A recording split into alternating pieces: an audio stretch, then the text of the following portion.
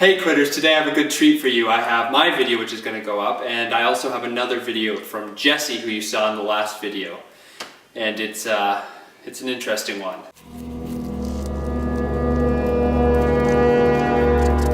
Alright Sam, so you talked about how journaling makes you think through things better and you can work out your emotions and how you feel about things via writing them down. I agree with this because I do that all the time. I mean, when I write in my journal, I write emotions in a stream of consciousness way, which sometimes is good, but sometimes is just kind of weird. My main problem with journaling though is that it accurately depicts who you are when you write it. I mean, I think we all kind of like to romanticize ourselves as we think back and we're like, oh, that wonderful person who I was that grew into me, but usually that's not the case. Usually you were just a dumb kid like everybody else. For example, when I look back at the beginnings of my journal, I had all these horrible entries about how I felt unliked and that I made these mountains out of these molehills about these perceived interactions I had with people, and they were ridiculous. I actually had to rip them out of my journal that I was so depressed at what I was writing at that point in time. Another thing that I think journaling, either vlogging or journaling, does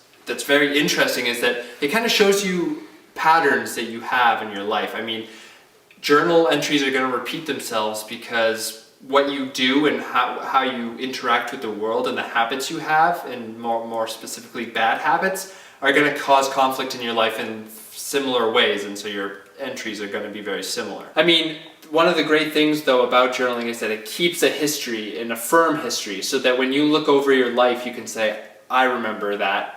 And then you can actually find the journal entry and realize, I don't actually remember that, I just remember how I wanted that to go.